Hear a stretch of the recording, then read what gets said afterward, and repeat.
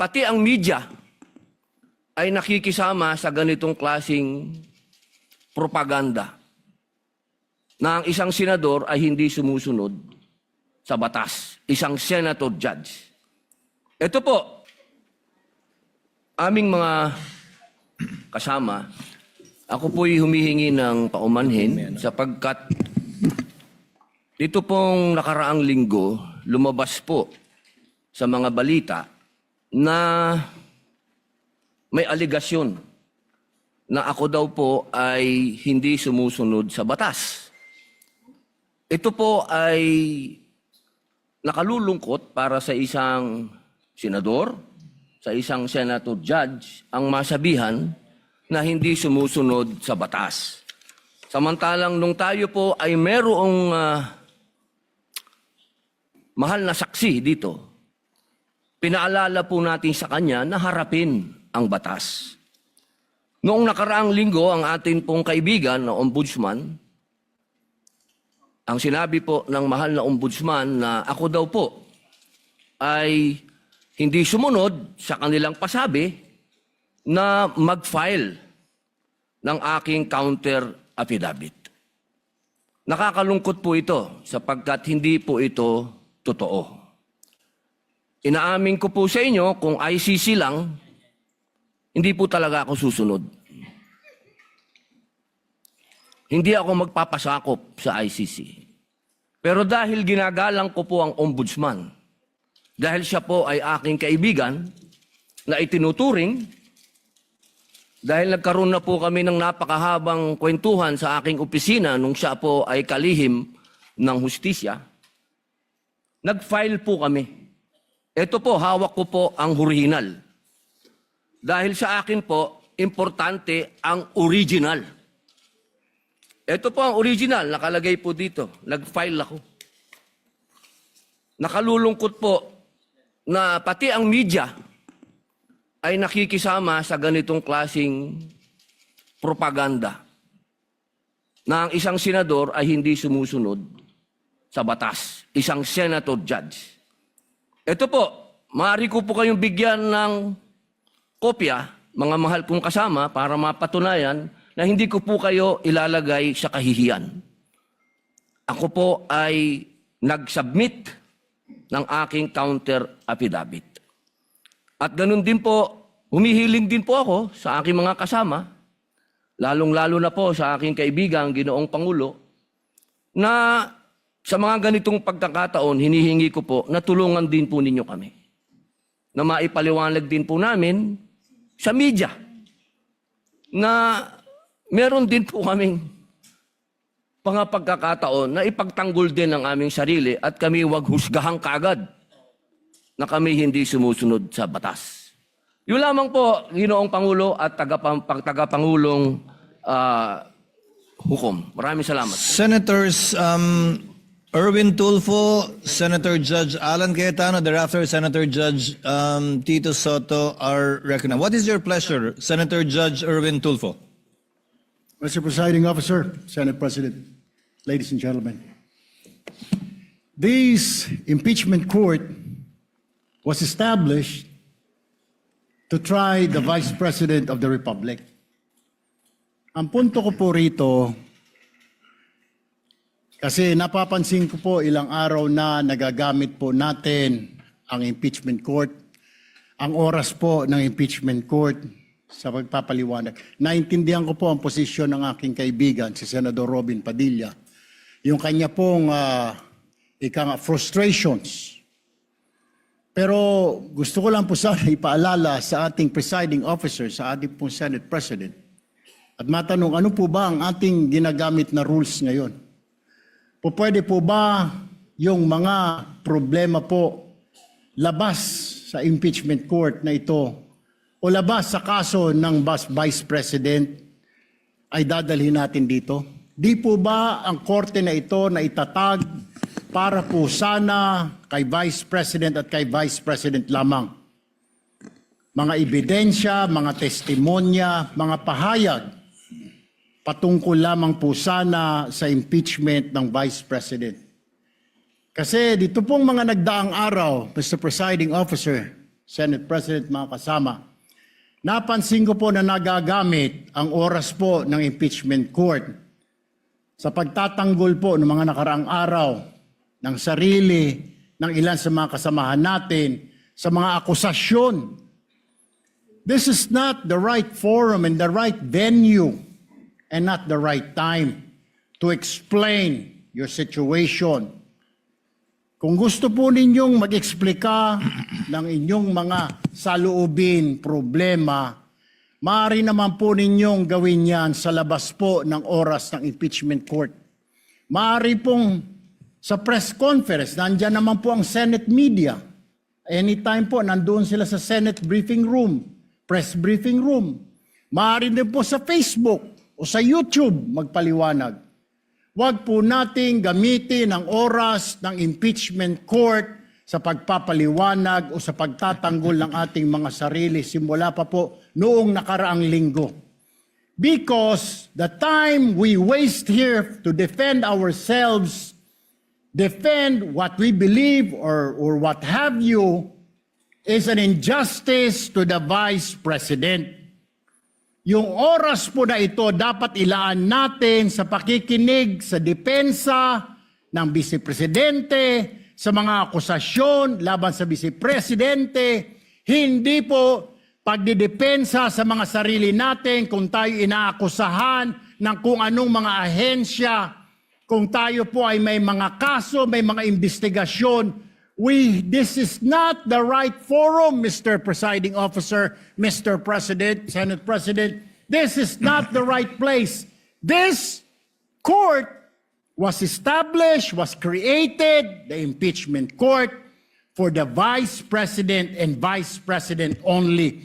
This should be her time. This should be her forum, not our forum here na ilabas natin ang saloobin natin, mga sagot natin sa mga akusasyon, mga kaso laban sa atin. And this is not also the time, Mr. President, Mr. Presiding Officer, na hanapin yung mga kasama nating nawawala, nakakulong, dapat po doon sa Senado natin, sa sesyon natin, and not here in this court, Mr. Presiding Officer, Mr. Senate President. Kaya pakiusap ko lamang po sana sa ating mahal na Presiding Officer and Senate President, let us follow the rules. May rules ho tayo. Kung hindi naman ho patungkol sa Vice President na sasabihin natin, hindi naman po patungkol sa depensa o prosekusyon ng Vice Presidente natin, then wag na ho natin payagan na magsalita pa po dito because nasasayang. Because every minute, every hour that we waste away from the defense or from the prosecution of the case of the Vice President, it is injustice. It is called injustice to the Vice President, to her family, yung anguish, yung kanyang sama ng loob, yung oras na nakabinbin ang kaso na ito. Let us do this impeachment trial as quickly as possible.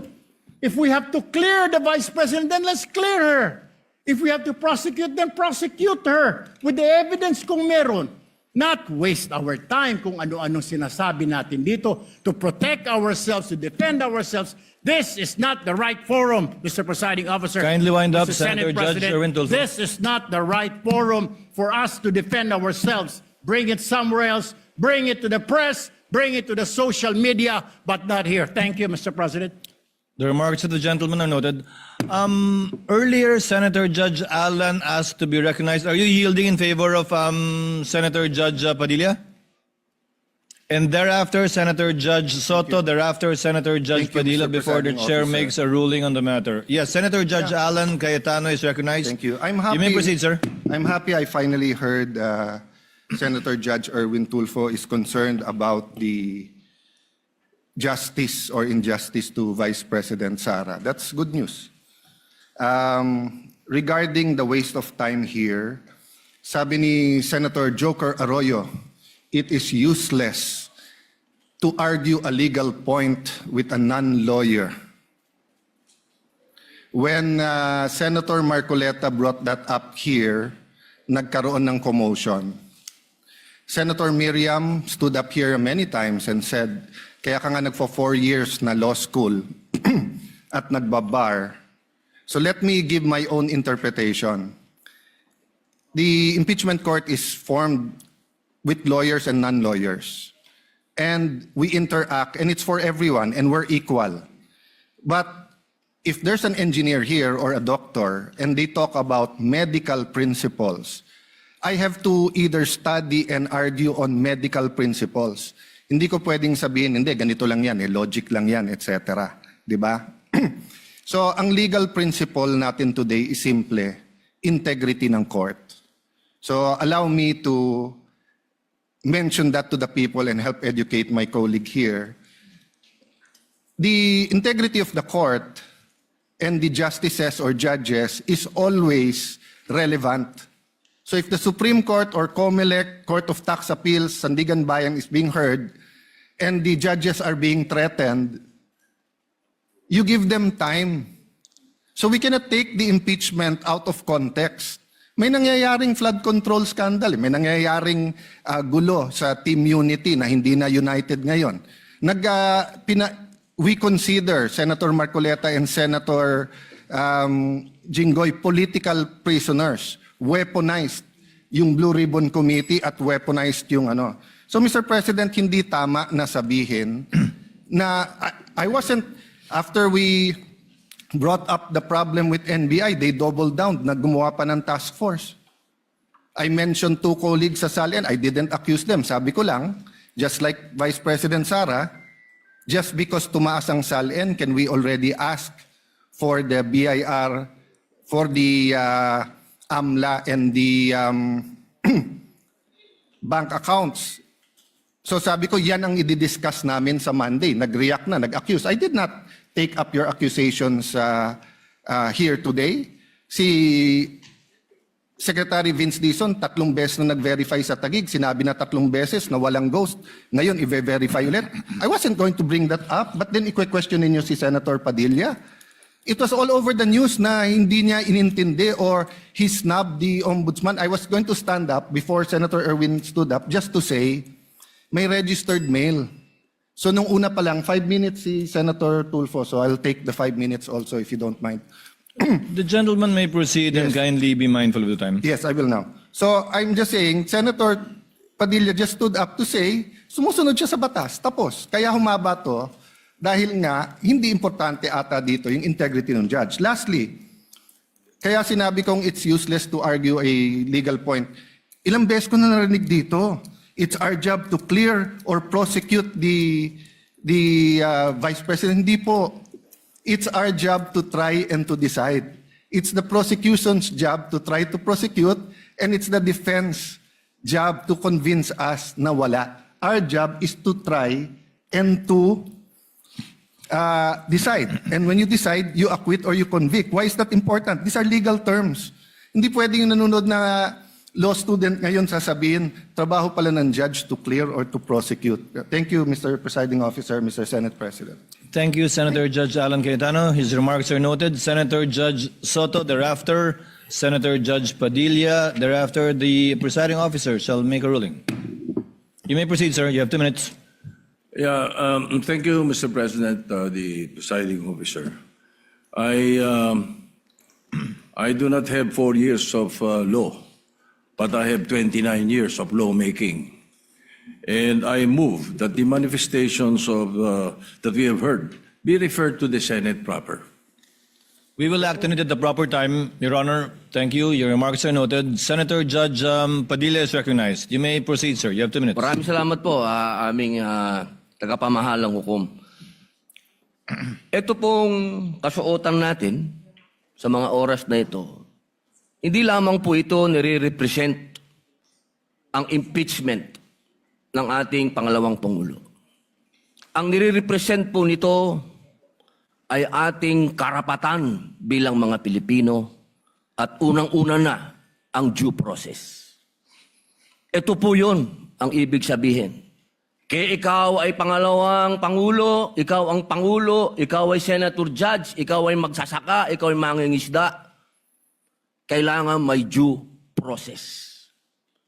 Yung pong nangyari sa akin, na ako po ay nahusgahan na kaagad bilang Senator Judge, ang Pinaglalaban po natin integridad ng korte na ito at ng mga senator judge. Kaya sana po wag nating kalimutan na ang bawat Pilipino ay may karapatan, lalong-lalo na sa usapin na ikaw, ako, sa oras na ito, ay senator judge. Yun lamang po, napakaiksi lang. Due process, mga mahal kong kaibigan, mga mahal kong kababayan, maging prosecution, maging defense, sa ating lahat, wag nating kalimutan. Pantay-pantay tayo sa batas. Maraming salamat po. Senator Judge Pangilinan, what is your pleasure, sir? Yes, just a very quick manifestation, Mr. Presiding Officer. Earlier, former Senate President Soto moved that these matters be referred to the Senate. This is precedent, actually. During the Estrada impeachment trial, the father of Senator Cayetano, Alan, Senator Rene Cayetano, made a manifestation regarding a case that was supposedly being prepared, a criminal case to be filed against him. It was raised in the impeachment court, but ultimately the impeachment court agreed that the manifestation was referred to the Senate as a legislative body. So there is precedent for this. Yes, the court allowed then Senator Rene Cayetano to make his manifestation, but eventually it was resolved that the matter be referred to the Senate as a legislative body. So we share. We move for the previous. Yes, we move. We call for the previous question, Mr. President. Senator Judge Cayetano? I think the presiding officer ruled that we will take it up later on, but if Senator Judge Pangilinan will insist, then I have to object on a point of order. Rule 6 says, the last part, the provisions of the rules of the Senate and the revised rules of court shall apply suppletory whenever applicable. And in the rules of the Senate, whenever the senator feels threatened or anything happens, whether pinatayan ng aircon, whether may nakatutok na barel or sinaran ng pinto, he can rise on a point of personal and collective privilege. We didn't do that para umikli. Now, if we're going to argue today rather than ask them about due process with a simple manifestation from Senator Padilla na hindi totoong binabastos o binabaliwala ang ombudsman, registered mail lang kaya hindi pa nadagdag. So, hindi kami ang nagwe-waste ng time. We can have a caucus, we can talk about it. You want to debate that now? With the permission of Senator Judge Pangilinan, to abbreviate the proceedings, May I just, Mr. President, because I was alluded to, Mr. President. May I just very quickly, Mr. President, Rule 6 on. you may proceed, sir. Thank you, Mr. President. Rule 6 of our impeachment rules, Mr. President, which was quoted by Senator Cayetano as being suppletory. Mr. President, that refers to evidence, rulings on evidence in the impeachment trial. It does not refer to privileged speeches. Therefore, the suppletory nature of the rules of court, as well as the Senate rules, refer to matters pertaining to evidence and no other, Mr. President. But in the spirit of liberality, we will allow that. That's precisely why we did not object when he spoke last week. But let us not abuse the liberality of this court, Mr. President. With the permission of Senator Judge Tulfo Erwin, the chair will make a ruling because I believe it is also his position not to prolong this matter in discussing collateral matters not pertaining to the articles of impeachment that we are hearing and trying before the impeachment court. The chair rules that the manifestation of Senator Judge Padilla shall remain in the records. We cite as a precedent to the precedent mentioned by Senator Judge Pangilinan, where the speech of the late former Senator Rene Cayetano was not expunged from the record, but referred to the Senate as a legislative body where it may be taken up. I ask the indulgence of the parties to this case. Wala po kasi kaming sesyon. Ito lang po ang pagkakataong nakakapagsalita at nagkikita-kita kami habang recess kami. Pero umaasa ako, within hearing distance of my colleagues, na kapag ka nag-resume na po ang Senado sa susunod na linggo matapos ang sona ng Pangulo, may pagkakataon na po ang bawat miyembro ng Senado bilang senador, hindi bilang senator judge, na mailabas yung mga hinaing o anumang nais nilang sabihin kaugnay sa anumang nagaganap o nangyayaring hindi tama sa kanila o ginagawa laban sa kanila. And that I think is the proper forum for us to ventilate, discuss, look into, and if necessary, investigate the allegations and or accusations against senator judges in their capacity likewise as senators. So ordered. Officer. What is the pleasure of Senator Judge? I will just Cayetano? manifest, I correct myself, it was stamped, not registered mail. And since I agree with the ruling, I will not anymore argue the Thank you, other sir. rule that correlates with Rule 6. Thank you. Thank you, sir. Noted that it was stamped. The Senate President, thereafter, Senator Judge Erwin Tulfo. Thank you, Mr. Presiding Officer. Hopefully, we can move on after the manifestations of the gentlemen. Let me appreciate and thank the ruling of the Presiding Officer to refer the manifestations as well as the comments of our colleagues to the Senate acting as a legislative body. 8 days na lang po ay magko-convene na ang Senate at doon rin ho natin pag-uusapan itong mga mahalagang bagay na pag-usapan ho natin ngayon. At kanina po ay narinig ko po yung komento ng ating kasamaan si Senator Romy Padilla. At ito po yung mga bagay na dapat rin po nating talakayin pag nagbukas na po ang Senado in 1 week's time. So with the indulgence of our colleagues, importante ho yung oras ng trial sa mga darating na panahon. Nasabi ko nga nung mga ilang araw na mahaba pa yung ating dadaanan. Ito ay 7th day pa lang out of the 102 days na dadaanan ho natin. Kaya bawat oras, bawat segundo ay napakalaga. At nagpapasalamat po ako sa ating mga kasamahan dahil po sa kanilang masusing pag-participate ho dito sa ating impeachment. Pero dadating rin po tayo doon sa pagtatalakay nitong mahalagang issue pagbukas po ng Senado. Maraming salamat, Mr. Presiding Officer. Senator Judge Erwin Tulfo, briefly, sir, so that we can proceed to the matter on hand. Very quickly, Mr. Presiding Officer, can we start now, sir? I was about to, sir. Thank you, sir. We wasted 26 minutes for nothing. Thank you po. Proceeding now to the matter on hand. The presiding officer already made the ruling, referring it to the Senate as a legislative body, Senator Judge Soto. Without expunging it from the records, let it remain there. We will now proceed on the matter at hand. We now resume consideration of the prosecution's requests for the issuance of subpoenas duces tecum number 1 for the banks and the Anti-Money Laundering Council on one hand, and to the Bureau of Internal Revenue on the other. And as previously agreed and discussed not only in caucus but also directly by the presiding officer with some members, Chair will now recognize, as I understand, Senator Judge. Ikaw ba una? Senator Judge Alan or Senator Judge Villanueva or Senator Judge Pia? Who would want? No one's raising their hand. That's why I don't know. Senator Judge Villanueva is recognized. You may proceed, sir. Thereafter, Senator Judge Pia Cayetano. Thereafter, Senator Judge Alan Cayetano. You may proceed, sir. Thank you, Mr. President. Thank you, Mr. Presiding Officer. As much as I am more than willing to give way to our dear colleagues.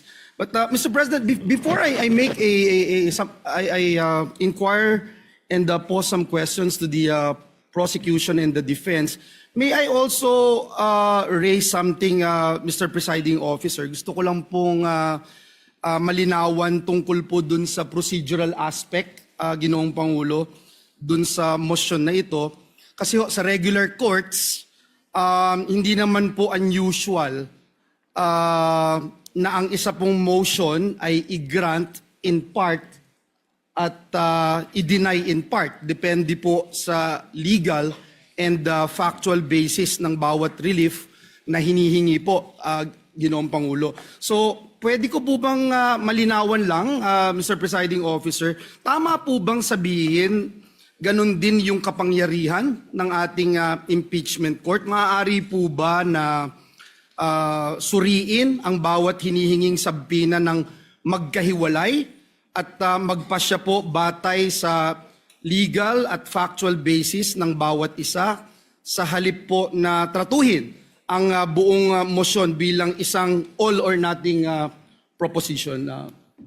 Tatratuhin ng hukumang ito bilang nag-iisang motion ang tag-isang motion na inihain ng prosecution. They only filed 2 motions, Senator Judge Villanueva, and the court will act on these 2 motions separately, regardless of the number of issues or sub-issues underneath each motion. The reason is simple, because the court should be a passive body.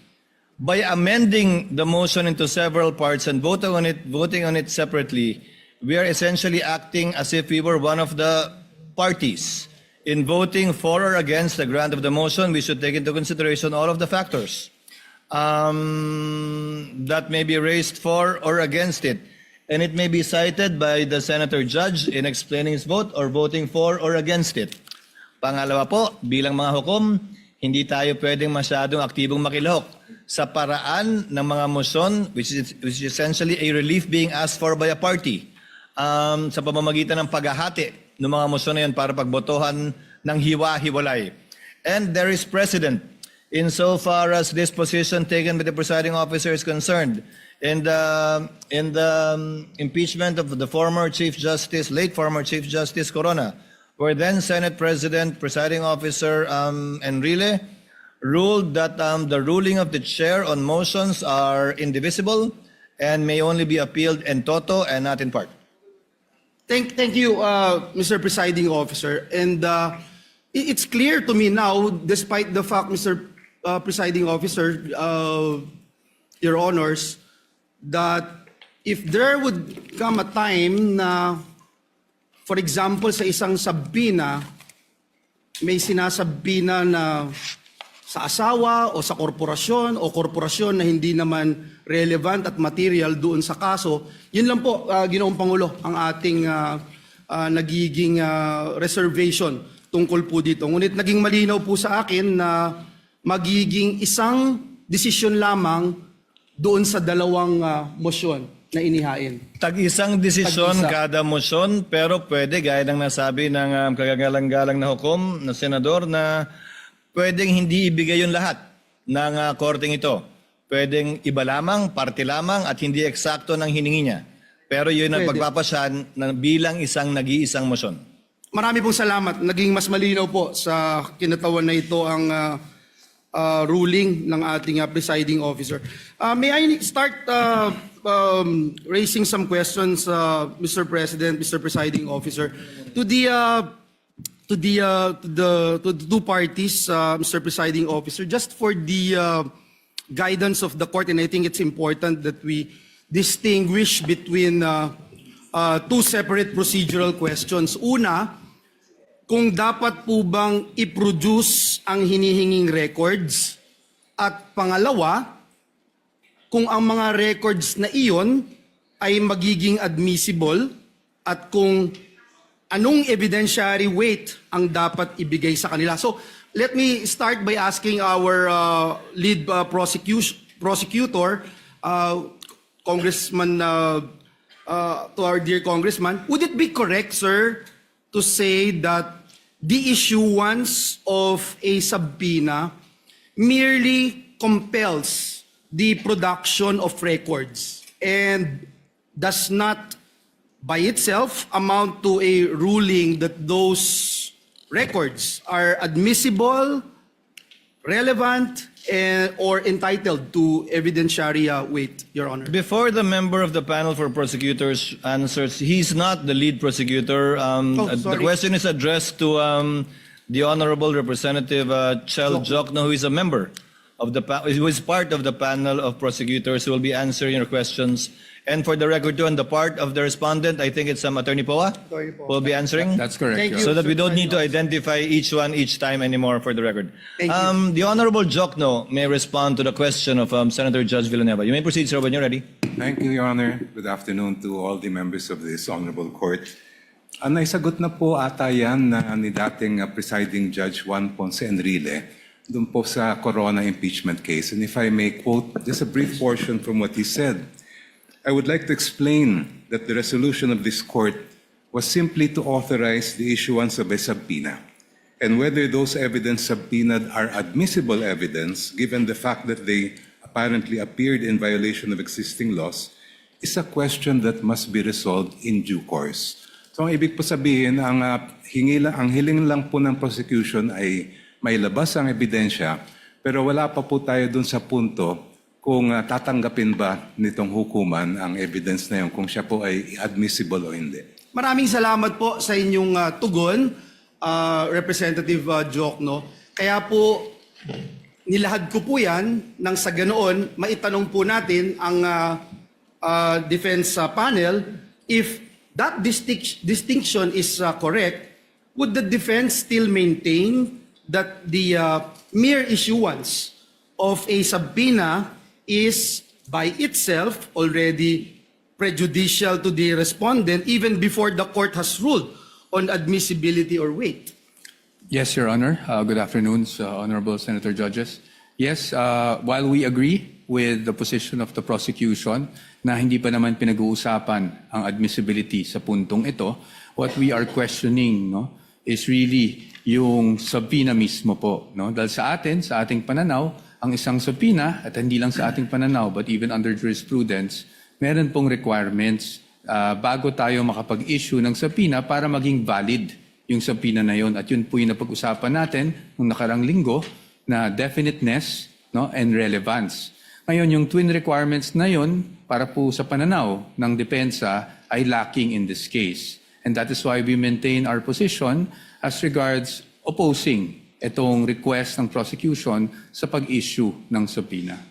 Well, at least malinaw po, ang pag-issue ng subpoena, not necessarily opening of records, una. Pangalawa, to be presented in court. At pangatlo, to be admitted as evidence by this court. Before I go dun sa requirements, let me ask the panel of prosecutors, si Representative Jokno, dun po sa pananaw ng depensa on alleged fishing expedition, just for the guidance of Senator Judges, this representation would like to clarify one procedural matter.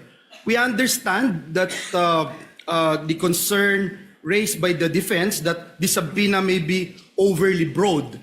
And at the same time, we also recognize that the court has a duty naman to determine whether the records being sought are sufficiently relevant and material to the issues before us. So,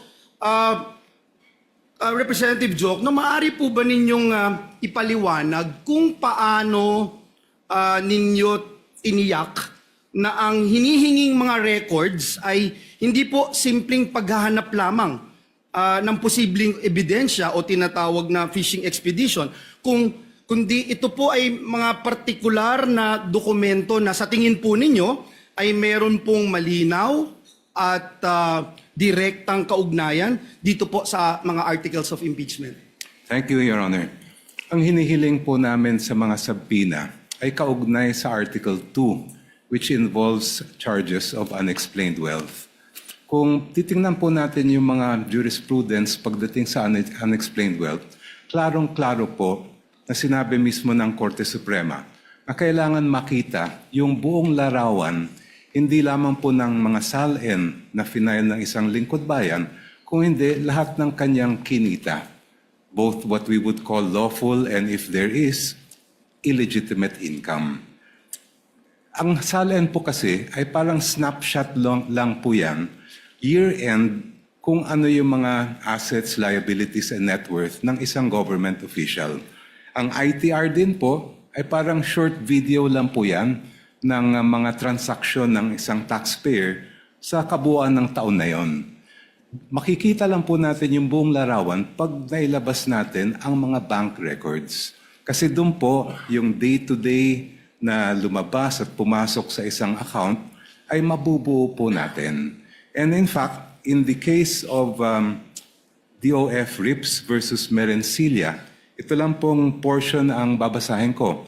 Sabing ganun ng Supreme Court, the failure of the complainant to take into consideration respondent Rafael's net worth from the time he entered government service and the failure to take into consideration all of his possible sources of income in relation to his real and personal properties do not support the conclusion that he has unexplained wealth, considering that his true net worth was not determined. Ito po ay sabi ng Supreme Court, Ombudsman, hindi nyo nagawa yung inyong trabaho. Kaya ayaw po namin tumulad sa nangyari kay Ombudsman dito sa kasong ito. We want to see the entire picture. Kaya po namin hinihingi yung BIR records, pati yung mga bank records, and even the Anti-Money Laundering Council records para makita po natin yung buong story as far as both the assets, liabilities, and net worth are concerned, and the lawful, and if there is unlawful income acquired by the respondent. Last question no, sa prosecution. No? Sir, binanggit po kanina nung defense panel yung requirements which should be relevant and specific, and kinikilala po natin dito sa korte na yung subpoena is an important tool na available po dito sa impeachment court in the search for truth. Pero kinikilala din po natin na ang mga records na ating hinihingi ay may tinatawag na statutory protection under our laws. Now in this regard, Your Honor, bago po ninyo hiniling ang compulsory production ng mga confidential records na ito, may we know what led the prosecution to conclude that the issuance of subpoena is the least intrusive and most appropriate means of obtaining the information sought? In other words, Your Honor, paano po ninyo masasabi na itong subpoena is not only relevant but also necessary and proportionate under these circumstances? Ang subpoena po ang tanging paraan para makuha ng initong hukuman ang mga kinakailangan po natin na datos at impormasyon at dokumento. At hindi naman po siya intrusive dahil tulad na nabanggit ko po kanina, ay hindi pa naman ito question ng admissibility. Ang kailangan lang ay ma-produce sa korte yung mga dokumentong hinihingi. The issue of admissibility will come later and the defense will have sufficient opportunity to object and to oppose. Ngayon po, as far as the particular records that we are requesting are concerned, ito ay nakabatay nga sa nabanggit ko pong desisyon ng Supreme Court na pag tinitingnan natin ang issue ng unexplained wealth, hindi lang po pwedeng snapshot ang titingnan natin. Kailangan mula sa unang araw ng paglingkod ng isang lingkod bayan, yung kanyang final na salin, lahat ng mga kinita niya ay makita natin. And that will be shown both by the bank records that we are requesting to be produced as well as the BIR and tax records that we are requesting. Thank you. Thank you very much. Sa depensa po, binanggit niyo ho kanina yung relevance, and if I recall it right, last week, the good gentleman, Attorney Powa, made mention about the questions on confidentiality, sir, no? And this representation would like to better understand the legal basis of the defense position on confidentiality. We recognize that the law places a premium on protecting confidential information. At the same time, we are also dealing with a request made in the course of a constitutional proceeding before this impeachment court. At bilang mga senator judges, it's our constitutional duty to try and decide on impeachment cases. Mr. Defense Counsel, yung Section 8-A of the Anti-Money Laundering Act, binanggit niyo po ito last time, which prohibits the disclosure of confidential information. how should this apply to records sought through a subpoena issued by the impeachment court? Because as I read, Your Honor, Section 8-A, it imposes confidentiality, but it does not expressly create an absolute privilege against the subpoena. There is a distinction between an authorized disclosure and production pursuant to a lawful order of a constitutional body. So, again, my question, Your Honor, where exactly in Section 8A does it say that AMLA, AMLC, may refuse a lawful subpoena from this court, Your Honor? Thank you for that question, Your Honor. Unang-una, sagutin ko lang po yung pretense ng inyong tanong. No? Sabi nyo, this is a constitutional body, hindi po ba? And as we all know, there is an old legal maxim that the spring cannot rise over the source. No? Ibig sabihin po nun, while the impeachment court is a constitutional creation, it cannot go up over and above the Constitution itself. And when we talk about the impeachment court under Article 11, we cannot read that in isolation. We have to also give due regard for all other provisions of the Constitution, specifically the Bill of Rights, kung saan due process no, ay isang bagay na nakatatak po doon at pinapakita doon ano bang ibig sabihin ng due process. Due process is, kasama po sa kalakip ng due process, ay ang bawat na nasasakdal ay meron ding pribilehiyo na maging maprotect o maproteksyonan ng mga batas na isinagawa ng mismong Kongreso. So now let's go on to Section 8A. No? As you can see, Your Honor, that is at least for our position, it's an absolute prohibition. Unlike other laws where they created, for example, in the Bank Secrecy Law, meron nakasulat doon, aaminin natin, in cases of impeachment is an exception. Pagdating po dyan, wala po ni isang exception. It could have been easy, especially since this is a 2021 amendment. No? It could have been easy for Congress to have cited impeachment as an exception if it did actually wish to do so. But it did not, Your Honor. And it is our position that if we were to compel and issue a subpoena against these AMLAC records, we're actually compelling the officials to violate this very section of the law. And that is why we are saying na pagdating sa 8A, absolute po yan. It does not say that there's any exception if any court processes are actually issued to compel the production of these documents. Precisely because ang nasa loob po kasi ng mga records ng AMLAC are intelligence. No? And that's why it's confidential. And once AMLAC determines that they find out that certain transactions are subject to money laundering or should be actually filed in court, the end result is the complaint itself and not the raw data.